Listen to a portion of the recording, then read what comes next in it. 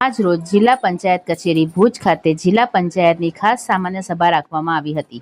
ગત સામાન્ય સભાની કાર્યવાહી નોંધને બહાલી આપવા જિલ્લા પંચાયત કચ્છનું વર્ષ 2024-25નું સુધારેલ અંદાજપત્ર તથા વર્ષ 2025-26ના અંદાજપત્રને મંજૂર કરવા, મહાત્મા ગાંધી રાષ્ટ્રીય ગ્રામીણ યોજનાના વર્ષ 2025-26ના લેબર બજેટને મંજૂર કરવા, સ્ટેમ્પ ડ્યુટી રોયલ્ટી અંતર્ગત મંજૂર થયેલા કામો સૂચિત ફેરફાર કામોને બહાલી આપવા, 15મા નાણાં પંચ અંતર્ગત વર્ષ 2025-26ની જિલ્લા વિકાસ યોજનાના વિકાસ કામોના આયોજનને બહાલી આપવા જેવા વિવિધ એજન્ડાને લઈને સામાન્ય સભા રાખવામાં આવી હતી. જિલ્લા પંચાયત મધ્યે સામાન્ય સભાનું આયોજન કરવામાં આવ્યું, જેમાં ગત સામાન્ય સભાની કાર્યવાહીની નોંધની બહાલી આપવામાં આવી. અગાઉની સામાન્ય સભામાં લીધેલા નિર્ણયો પર લીધેલા પગલાંનો અહેવાલ રજૂ કરવામાં આવ્યો. જિલ્લા પંચાયત કચ્છનું 2024-25નું સુધારેલ અંદાજપત્ર તથા વર્ષ 2025-26ના અંદાજપત્રને મંજૂર કરવામાં આવ્યું. મહાત્મા ગાંધી રાષ્ટ્રીય ગ્રામીણ રોજગાર બાંહેધરી યોજનાના વર્ષ 2025ના લેબર બજેટ મંજૂર કરવામાં આવ્યું. સ્ટેમ્પ ડ્યુટી અને રોયલ્ટી અંતર્ગત મંજૂર થયેલા કામોમાં સૂચિત ફેરફારોને બહાલી આપવામાં આવી. 15મા નાણાં પંચ અંતર્ગત 2025-26ની જિલ્લા પંચાયત વિકાસ યોજનાના કામોને બહાલી આપવામાં આવ્યું.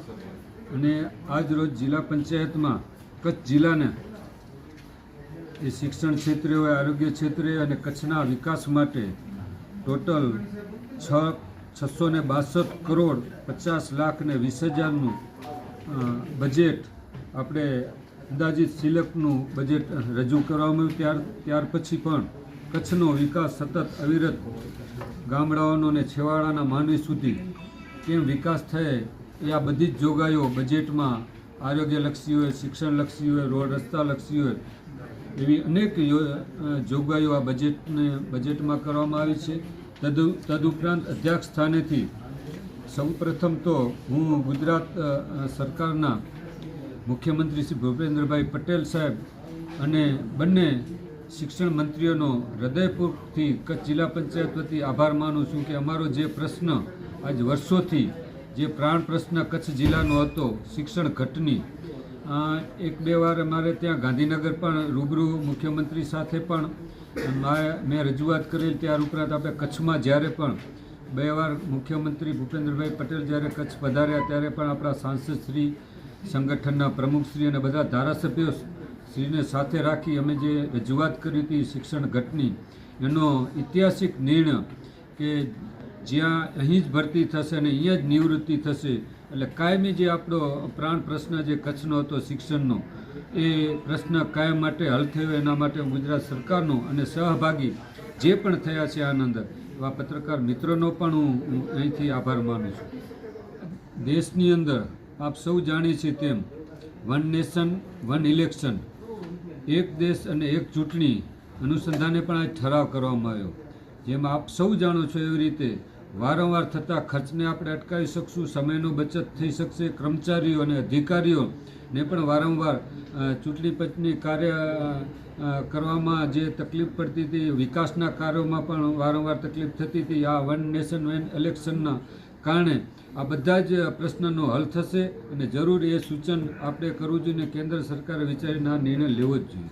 લેબર માટે પણ અહીંયા જે પણ જોગવાઈ છે બજેટની અંદર, વિવિધ લેબરો માટે જોગવાઈ છે, છેવાડાના માનવી માટે જોગવાઈ છે, આરોગ્ય, શિક્ષણ, જે પણ જિલ્લા પંચાયત હસ્તક આવતા હોય એ બધી જ આના અંદર જોગવાઈ કરી છે.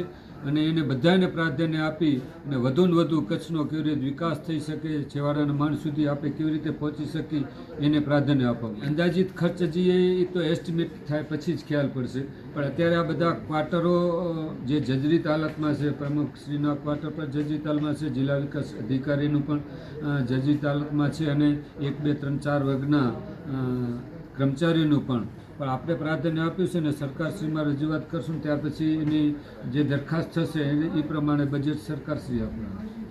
એનું આપણે જિલ્લા પંચાયતે સ્વભંડોળમાંથી પછી એનો ખર્ચો મેન્ટેન કરશે.